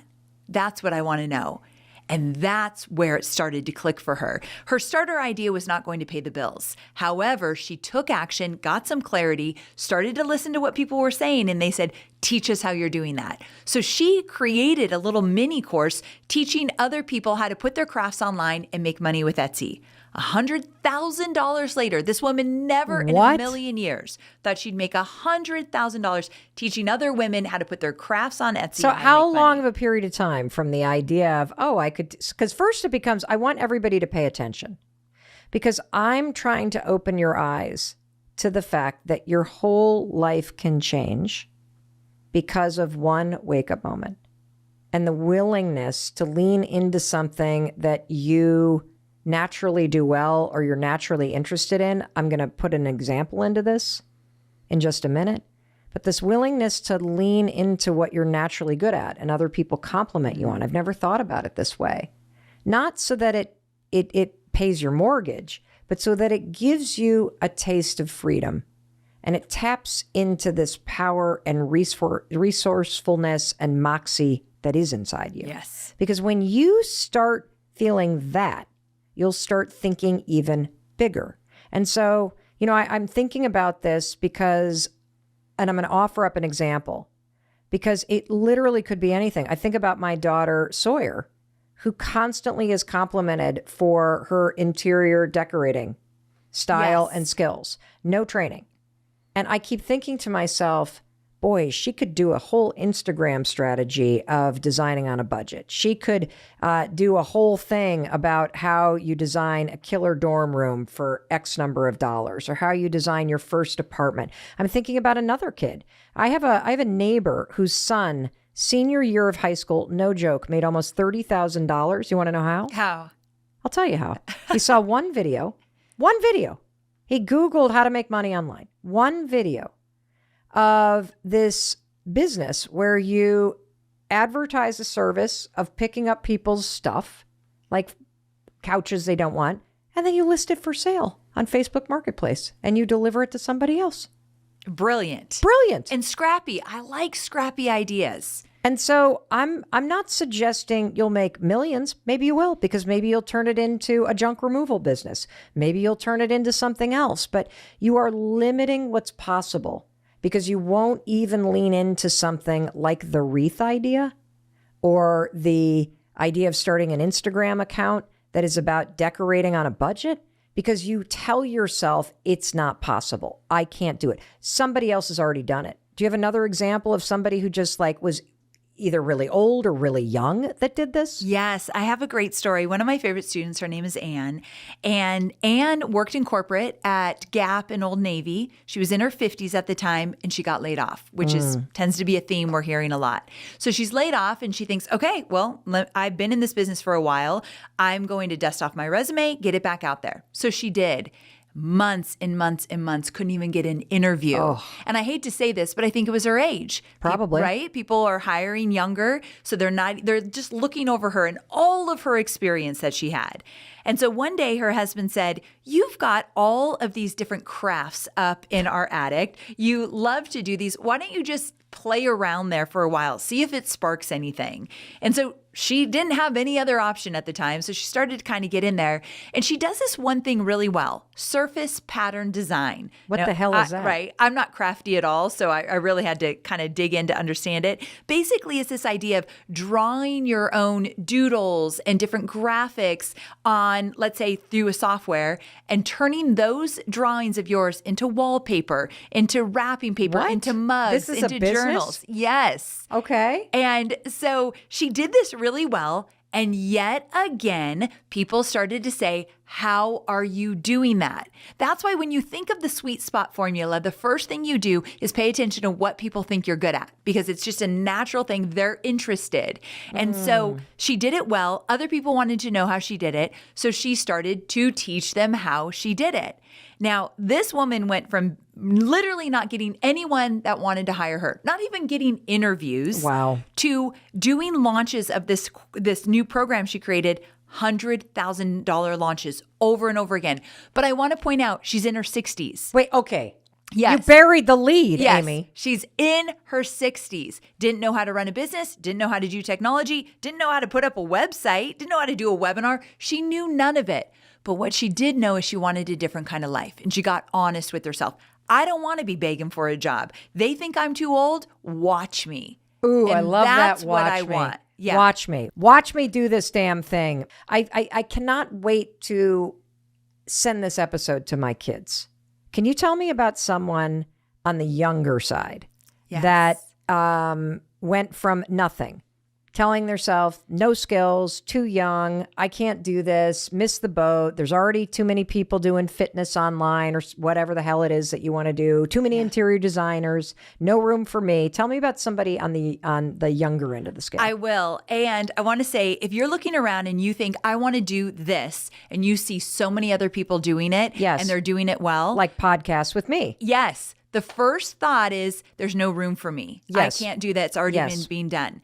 First of all, there's over 8 billion people in this world. There's definitely an audience you can reach. But the second thing is, if it's being done and it's being done well, that means there's money to be made there, right? It's a validation. Look at it and think, oh, great. Mel's a great example that I can make money doing this. Let me try it as Okay. well. Did you hear that, everybody? It's important. It's really important, because somebody else doing this is a validation that there is a business and money. And more importantly, people want this. Yes. They want this in their lives. And so I want to also say something. There are 8 billion people, Amy. And oftentimes the expert that my kids like let's just take online exercise classes. Yes. I feel demoralized when I'm looking at a 28-year-old's rear end as she's doing like the donkey kicks and Amen, the hydrant sister. thing. And I'm like, she hasn't had kids yet. I'm in menopause. I'm feeling like the stomach hanging down. This is not great. I want a different expert. Yes. I want what my daughters have in that market, but I want somebody that I feel represents me. Yes. And so you have a unique take on things. The 60-year-old woman that you talked about that launched her first online course, you know how empowering it is to see somebody teach you when you're in your 40s or 50s and they're older than you? Do you know how empowering it is when you see somebody that has your background, your religion, your skin color, your body type, your experience? You are most qualified to help the person you used to be. Yes. And you will most inspire the person who sees themselves in you and your story. And so there are people out there, like when I think about the podcast market, and I saw there are 5 million podcasts on Spotify, 5 million alone. I'm like, it's already taken. What more, what could I possibly contribute? I know that's what everybody's thinking right now. It's already been done. Bullshit. You want to know why? It hasn't been done by you. Amen. That's it. It hasn't been done by you. You have lived experiences that nobody else has, and you have stories and insights that you share that nobody else will.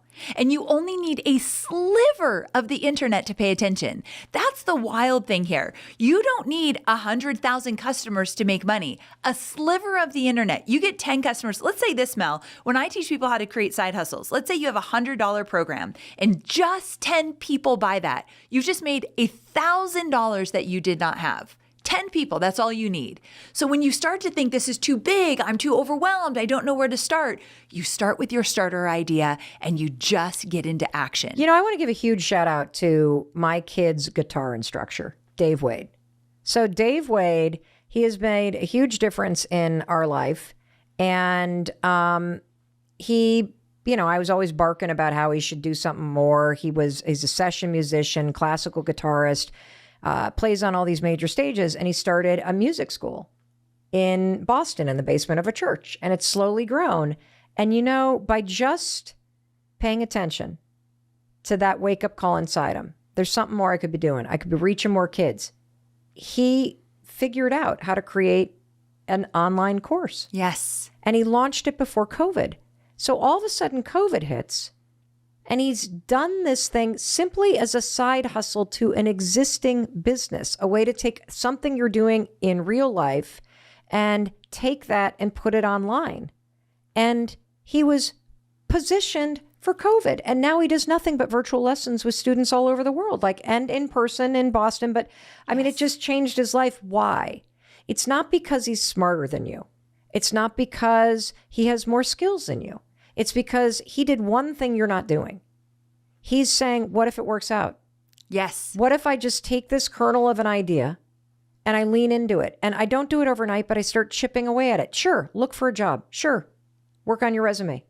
Don't forget the fact that 85% of jobs aren't even listed anywhere, and they're gotten by networking. Yes. So make sure you're out there talking to people. There's another free tip. So step one of manifesting properly, according to research and science.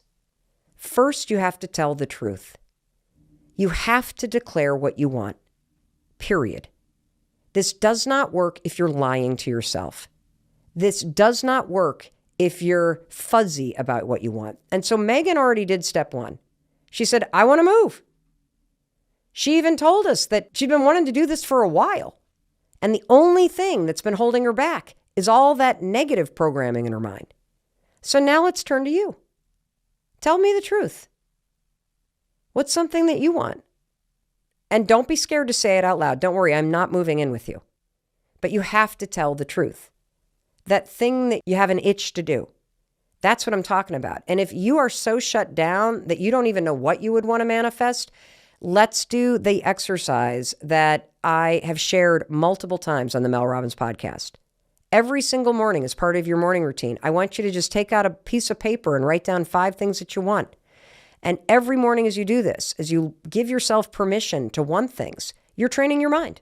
You're getting in touch with your dreams and your goals. And if you're having trouble connecting with this, I have a free cheat sheet for you. Just go to melrobbins.com/dreambig. I walk you through it. You can download it for free. And you can also listen to the episode we just did on dreams. It's the one we released right before this one. But you have to be honest.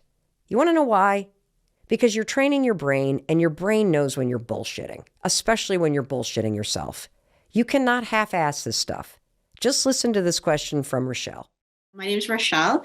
I am from Ontario, Canada, a small town north of Toronto. So for 25 years, I've had a head full of ideas. I've had half-assed projects and lots of plans. I chose always wishing over doing. Many of my blocks were due to fear, many just basic survival. The idea of goal setting, it really fires me up. The idea of remembering to revisit those goals, that freaks me out. I just think of all the things that I should have done and want to do still that I've thought about over the last 25 years. What do you have a vision board for? That seems like, what are you, a child? I love you guys so much. What do you have a vision board for? What are you, a child? Rochelle, okay. So first of all, we love Rochelle. We love everybody. And what I love about her is she's admitting to you that she's been thinking about things that she's wanted for 25 years. And she's never getting past the thinking part. Why? Well, because again, the overwhelm, the self-doubt, all of the disorganization, it's stopping her. That's where manifesting comes in. And she asked the question, vision boards, what the hell, am I a child? Let me tell you why vision boards can be important with one huge caveat based on science. Vision boards are important because when you take the time to create a vision board, which is basically bringing your dream or your goal to life by creating a collage of images, what you're doing is you are grabbing that dream or that goal that typically we bounce around in the back of our minds in private. You're pulling it out of your mind and you're grounding it in reality. And one of the reasons why this can be so powerful is because it signals to your brain that this is really important to you. We've talked in previous episodes about the Zeigarnik effect. It creates this kind of to-do list in your mind. The other reason why it's important is because when you put a vision board in a place where you can see it, it keeps these goals and dreams front and center, which is really important. But here's the problem. Everybody puts the wrong shit on their vision boards. You've been sold a bill of goods. You have been told that if you simply create a collage of some beach house or your dream body or $1 million in the bank or a Maserati, that suddenly the universe is going to hand you those things. That's not how that works. What research shows is exactly what Rochelle is talking about. If all you ever do is think about the big thing, you think about the end goal, the beach house, the Maserati, the thing that's like 10 years from now, and then you create this beautiful collage of this amazing thing that you want, that's a huge mistake. And see, everybody makes this mistake. If you look at anybody's vision board, you know what's on it? It's beach houses and $1 million and a Maserati and the finishing line at the New York City Marathon and all the things that you hope and dream for. And the reason why that's a huge mistake is that if the only thing that is on your vision board is the thing that's going to take you 10 years to get done, as you sit here in your studio apartment or in the spare bedroom of your parents' house at a desk in the corner and you stare at a $10 million beach house, oh my God, that is going to feel so far away. It's going to feel like you might as well move to Mars, for crying out loud. Instead of that vision board keeping your dreams front and center, that vision board is rubbing them in your face. It's not motivating at all. Why? Because you start to become present day in and day out to how far away you are from that dream of yours. And that starts to make you feel less motivated. It doesn't surprise me at all that Rochelle has been thinking about all kinds of things for 25 years, and yet she can't get started. And the reason why is because she is making the mistake of visualizing the end. Manifesting is not just hoping and wishing, remember, for that beach house? Manifesting is training your mind, body, and spirit to do the work to make that beach house a reality. And step 2 to manifesting according to neuroscience. Visualize the steps along the way. This is research from UCLA. In order to make manifesting work for you according to science, don't visualize the end. Visualize the steps and the actions that you're going to take to get there. So what does that mean? That means all that hard and annoying and tedious stuff that you got to do that you don't feel like doing in order to make that thing a reality, that's what you're going to put on the vision board. That's what you're going to visualize. You see, according to the research from UCLA, brain scans show that when you visualize yourself performing an action, you stimulate the same brain region that you're using when you actually perform that action. So manifesting properly, according to science, means you are socializing your mind to take action. Now, what does socializing your mind mean? Because that's the language they used in the study. It means you're training your mind to take the action. By sitting there and mentally rehearsing this, you are telling your mind, you're stimulating the part of the brain that actually is going to take the action. This taps into something called procedural memory, and it helps you lock in the actions you need to take as a new habit. See, procedural memory is part of your long-term memory. It's like writing with your hands or pouring a glass of water. All those actions and habits, they're all stored in your procedural memory. Your procedural memory has all the information that you need in order to perform things like brushing your teeth or walking and talking. And when those things get rehearsed over and over and over again, guess what? They become encoded. They become automatic. The more you think about the steps you need to take and you start to visualize them, the stronger the connections become. And this isn't just like common sense. What happens when you visualize this way is that connections are being made between gaps in neurons. They're passing signals back and forth. And so before you even take the actions, you are now socializing your brain to get ready to do it. You're preparing. It's super cool. So let's just start with step 1, manifesting according to science. you got to claim what you want and tell the truth. So let's say that step one, I want to train for and I want to complete the New York City Marathon. That is a bucket list item for me. And in fact, that was a bucket list item for me, and it's something that I've done. And you should do it too. It's amazing. And so, yes, you are going to wake up every day and you're going to write that dream down. But to achieve it, please do not spend any time visualizing crossing the finish line. Please do not spend any time thinking about the roaring applause of the crowd as your name gets announced. Instead, what are you going to do? You're going to use science because you're smart. You're going to visualize yourself lacing up your running shoes when it's 10 degrees outside. You're going to close your eyes and you're going to picture what it feels like to be out there on a training run alone. It's mile 13. You're on your own and your freaking earbuds just ran out of batteries and you're 6 miles from your house. And as you close your eyes and you picture that annoying and irritating moment, I want you to feel in your body the sensation of that moment. And I want you to feel in your body another one. How about this moment? It's 5 a.m. Your alarm goes off. You're exhausted. You look out the window and you see it's pouring rain and it's a Saturday and you said you do a training run.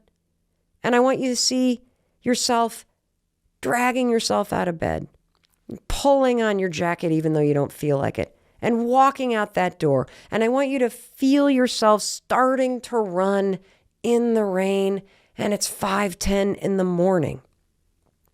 That's how you manifest. Because here's the thing. That's what you're going to have to do in order to achieve your goal. And more importantly, 5 months from now, when you've registered for that race and that alarm goes off at 5 a.m. and you roll over in real life and you look out the window and it's pouring, you will have rehearsed this moment. So your brain and your nervous system and your body is going to be ready for it. You're going to roll out of bed because you've already been in this moment. You already have seen yourself there. You've already felt the resistance. You not only know exactly how this goes, you've rehearsed it in your mind, and you've now rewired your brain to be ready for it. That's why you can't half-ass this. You got to be dead serious about visualizing the steps you need to take. And so now that you got step one, which is tell the truth about what you want, get very clear about it. Step two is stop focusing on the end and start focusing on the irritating crap you're going to have to do day in, day out to march toward it. Now we're going to go from the kindergarten manifesting according to neuroscience to Olympic level manifesting. Are you ready? I'm ready. Because step 3 to properly manifest according to science, you got to feel that stuff in your body. I mean, really feel it. You got to feel what it's like to work for that dream. Now, this isn't just Mel Robbins, and this is not even neuroscientists anymore. We're now bringing in the Olympic athletes and all of their team of psychologists because they take manifesting to an even deeper level. When you're on the Olympic team, you call this imagery because it goes way beyond sort of the visualization. An Olympic aerial skier said, you have to smell it, you have to hear it, you have to feel it, you have to feel everything. And so that means as you are closing your eyes and as you are visualizing yourself doing the work, and for an Olympic skier, that means before you even get on that slope, you are imagining every twist, every turn, every bump, every jump. You are going over and over and over and over again, every twist and every turn. Because remember, according to the research at UCLA, your brain doesn't know the difference between something that happened to you for real and the things that you imagine happening to you. So you're warming yourself up to exactly what you'll feel as you're taking action. There's a huge article about this in the New York Times, and in it, bobsledder Lyndon Rush, who's an Olympic medalist, said, I've tried to keep the track in my mind throughout the year, he said. I'll be in the shower or brushing my teeth. It just takes a minute. So I do the whole track, or sometimes just the corners that are more technical. You try to keep it fresh in your head. So when you do get there, you're not just starting at square one. And it's amazing how much you can do in your own mind. And in fact, one of the things that psychologists use this for with our Olympic team is helping athletes deal with the anxiety and resistance that comes up when they're about to go back into racing after an injury. And so this sort of imagery, this deep manifesting where you feel it. So what does that mean? You got to smell the air. You got to feel the wind. You got to really put yourself at the scene. You know, when I was a young trial lawyer, I used to work for the Legal Aid Society as a criminal defense attorney. And when I was being trained to do trial work, they used to say, when you're talking to a jury, you have to put people at the scene. You've got to describe something in a way that they could almost see, taste, or smell it. And that's what you need to do. And so here's what I want to do. I want to do this with you right now. And so we're going to use our friend Megan. Remember, she's the one that wants to move from Tampa. And I want to play a part of her clip where she talks about her fears. And as you're listening to our friend Megan, I want you to see what sensations come up in your body as you are listening to her describe all the resistance and fears that she has about this thing that she wants to do. My biggest fear is just getting there and then being like, why did I do this? I'm alone. I have no family or friends here.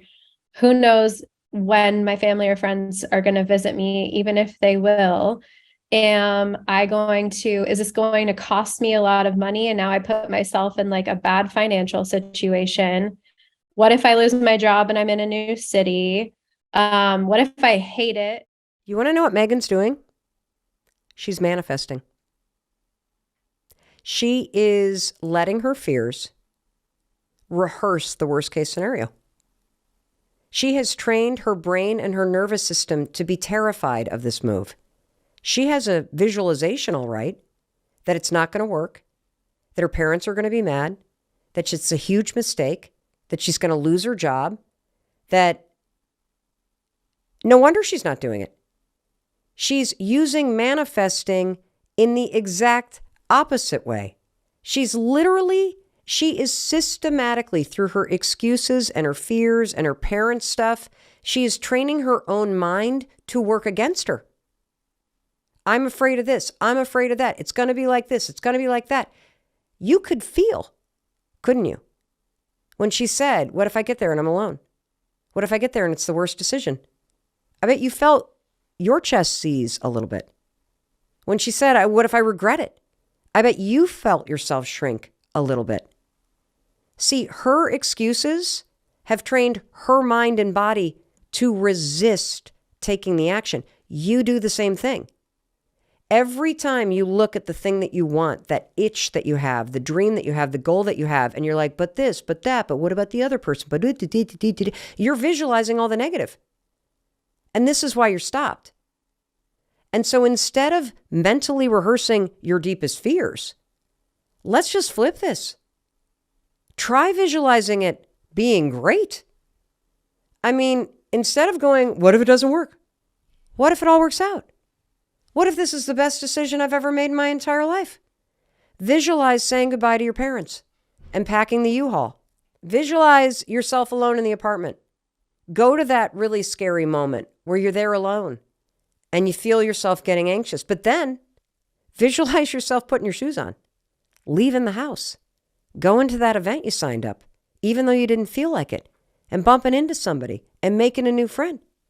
Visualize your mom calling and saying, I miss you. I wish you haven't. And as you look out at the mountains or the oceans or this whole new city that you live in, feel the pride inside yourself that you took the risk and that you're going to see her next month when you go home. And in a weird way, visualize and feel how this distance and you growing up has made your relationship stronger.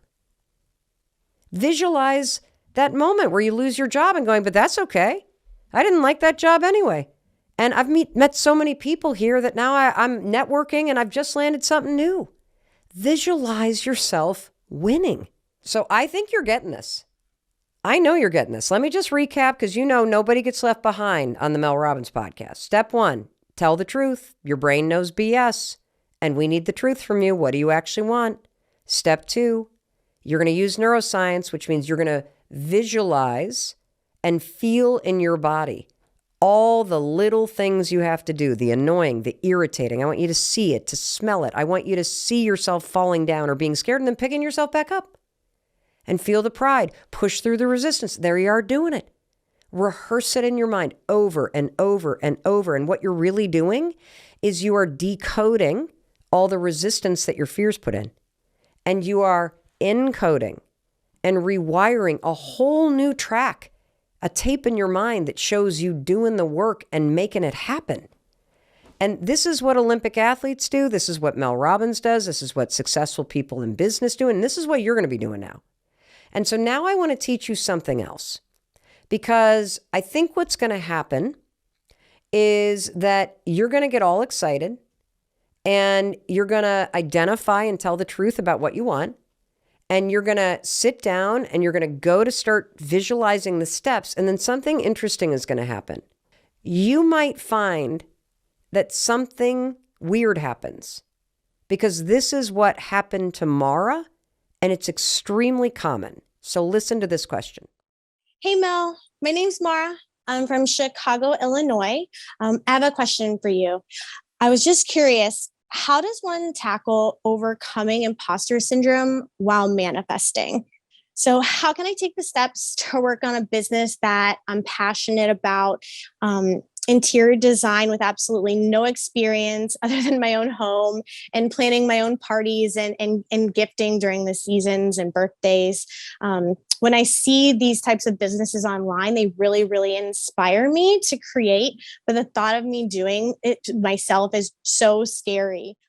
Okay, I love this question. This is so juicy and great. And I just am so happy, Mara, that you asked this. So first of all, let's just stop saying imposter syndrome, okay, everybody? Because when you're new to something, you're a student. That's it. You're a beginner. That's it. You're not an imposter. You're not faking anything. You're actually figuring it out. It's part of the process. And so stop saying you have imposter syndrome, because all you do is you have a dream and you're going to begin to chip away at it. That's what we're doing here. So that's number one. Number two, this is really common. And the reason why it's really common is because your fear is so big and your self-doubt is so big, and you've never done this thing before. And you can tell based on the fact that, Mara was kind of laughing. She's like, oh my God, I kind of love this thing. And so she's diminishing how big of a dream this is. And a lot of us do that. We kind of make a little bit of a joke or downplay it a little bit, or we're nervous about it. We kind of don't even admit it. So first of all, I'm proud of you for admitting it, Maura. That's step one. You told the truth. Step two, the things you need to do, you can figure out because you're a student, you're a beginner, you love this, you're smart, and there's Google and there's YouTube, and that's going to give you the steps. And those are the things that you need to visualize. So when you sit down and you start to visualize and mentally rehearse, remember, you're an Olympic athlete, you're a winner. We're using neuroscience here. We're going to decode all those fears and all those bullshit excuses, and we're going to re-encode some confidence, and we're going to see you doing it. You might experience not being able to picture yourself in the visualization. This is super common. So here's what you're going to use. You're going to use the power of objectivity. That's it. What does that mean? That means if you can't picture yourself doing the work, pick somebody that you admire who you could visualize doing the work. And there's a catch here. So for example, you could pick me. You could pick an interior designer that you absolutely love. There's so many of them online that you could pick from, that you can follow on Instagram, and you can imagine them in there taking the certifications, asking their friends if they could stage their apartment for an Instagram photo shoot, networking with realtors, trying to get a job in a design firm, or heck, in an amazing furniture retail location. So you start to kind of build up the acumen. There's all kinds of things you can do. If you can't picture yourself doing those small steps, put in me or somebody that you deeply admire who's already in the interior design business. your mind will allow you, through the power of objectivity, to imagine someone else. Now, here's the catch. Here's the catch, because remember, I'm the O-line. I'm your offensive lineman. I'm clearing the path, so I'm not doing this on my own. I'm doing this, and I'm in your visualization so you can score with the ball. So at some point in that visualization, let's just say you get a job at one of your favorite retail stores that sells furniture and is in the design business. And let's just say you put me in there and I'm the one that's managing the store. At some point in that visualization, I want you to visualize me turning around and extending my hand and saying, "Come on, Maura, it's your turn. Come here and help me." And let me invite you to join my side in your visualization. Visualize us doing the work together. It's a super awesome hack. And using the power of objectivity, we can work around that blind spot in your brain until you're ready to fire Mel Robbins from that job. And now you can start visualizing yourself doing all the steps you're scared to take now. Super cool. Now let's get to step 4, because this is probably the most important part of manifesting according to neuroscience. And I think absolutely everybody forgets to tell you this part. Let's play Cynthia's question. Hi, my name is Cynthia. I'm from Temecula, California. My question was to Mel, how do you go about manifesting without feeling like a sense of selfishness? I was raised in a very strict Catholic household. And when you asked for things, it was kind of like you had to do something in return. So I feel like when I'm asking the universe or God, whatever you believe in, for my things that I'm manifesting, I feel like I owe somebody something or something's going to get taken away. So it makes me a little nervous to ask or manifest. Cynthia, I got to tell you, you're right. You're right. When you manifest, it's not selfish at all, by the way. It's an act of self-love when you train your mind to help you get what you want. But when you manifest, you are going to owe somebody something. And you know what you owe them? Fucking work. That's right. You have to do the thing you're visualizing. When you sit there and you intentionally, mentally rehearse the steps you need to take, there is something that you owe the universe and you owe yourself, and that is to take the action. You're not just going to sit there and train. At some point, that Olympic athlete has to do the race. At some point, you've got to make the cold call. At some point, you got to quit the job or pack the U-Haul trailer or get off your ass and do the training run at 5 a.m. So you better believe there is going to be something that is asked of you in return. And that's where the magic comes in. Because the magic is in your actions, and manifesting according to neuroscience just gets your own fears and people's judgments and your childhood wiring out of the way so that you can take those actions. True science-backed manifestation. It's not as sexy as The Secret makes it seem, and it's actually not as complicated as a huge PhD study makes it seem. You just have to do it. That's it. You have to take the actions. You do owe the universe and yourself something. You owe yourself the actions, the effort, the work that's required. That's what your dreams demand. I talk about this all the time. You know, we all want to believe that somehow you're going to close your eyes and imagine what you want and it's going to magically happen. I'm sorry, that may happen on TikTok or in Disney, but that is not how the real world works.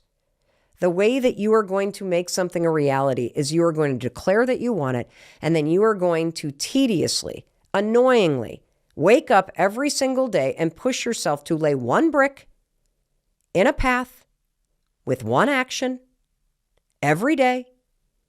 It's not going to be easy, but day by day, week by week, month by month, year by year, action by action, as you visualize yourself taking the steps, and then you actually push yourself to do the steps, you will wake up and realize you have paved a brick path to your dreams.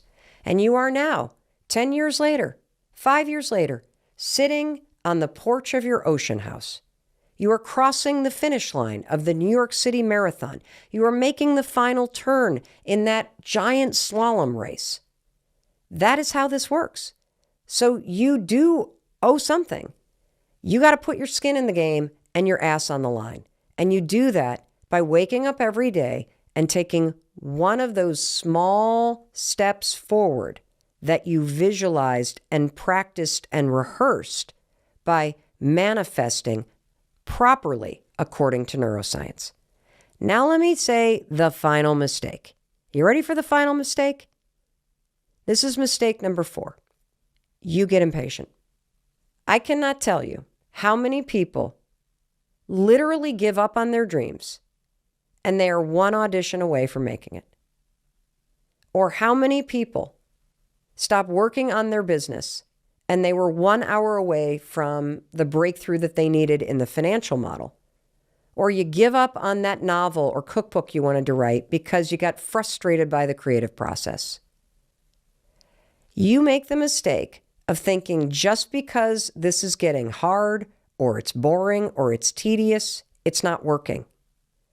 Here's the thing I need you to understand. When it comes to achieving your goals and your dreams, there is no timeline involved. You have to give up the when, and you got to stay focused on the why and the how. And you now know the how.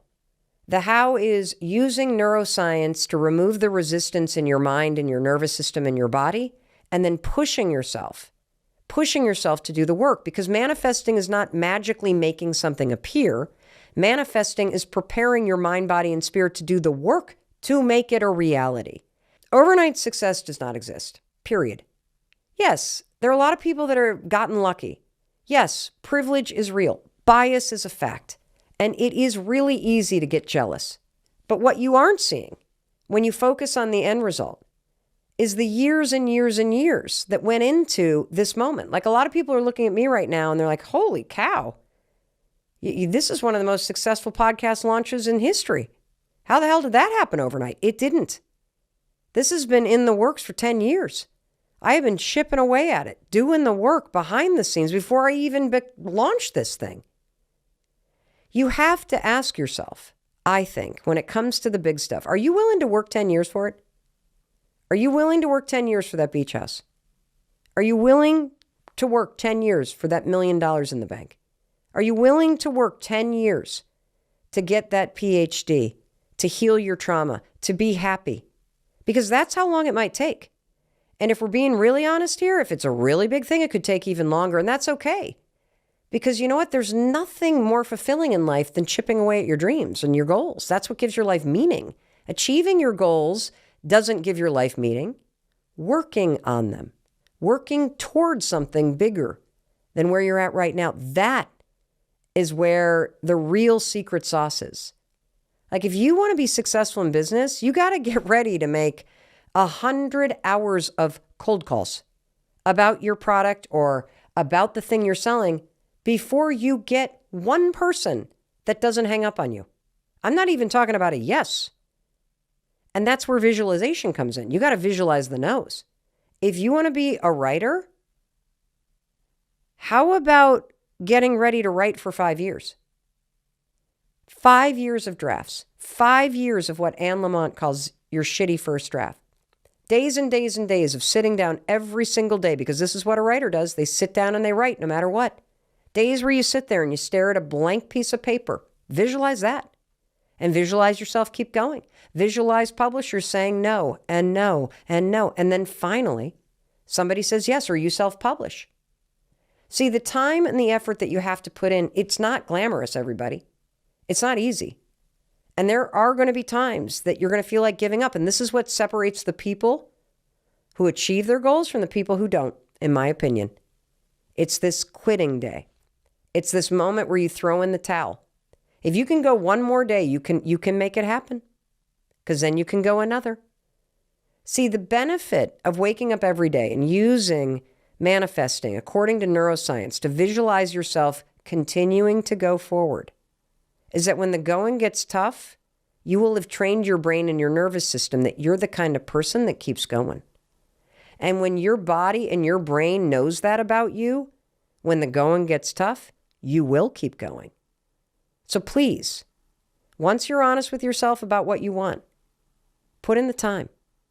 Bring a lot of patience. And I promise, if you're willing to put in the work and the effort and you're willing to continue to train your mind to believe that, yes, in fact, you are going to cross that finish line. You are going to have that $1 million in the bank. You are going to have the happiness and the love and the health that you deserve. You're going to have the family you've always dreamt of. You will eventually make it happen. I believe that. Honestly, I just love this shit because manifesting according to neuroscience is one of my superpowers. If I'm not talking, I'm probably manifesting something that I want. I currently do not have a beach house. And let me tell you, I have 2 or 3 particular homes in mind that are currently occupied. I have all kinds of manifesting according to neuroscience going on. I'm in no hurry. I know this takes time. I keep seeing myself chipping away at it. I see the letter I'm going to write and I'm going to stick it in the note box. I see myself working to make the money. I also have done this with this podcast, you guys. This was 2 years in the making before we recorded our first episode. You know what I was doing? I was busy manifesting all the hard and tedious stuff that would lead me here and actually doing it. Another thing I'm manifesting, we are getting this incredible studio space in Boston. And so I keep having these visions of making the drive down from Southern Vermont. I have this vision of one of our team members, Charlotte, standing out front of the building with a clipboard.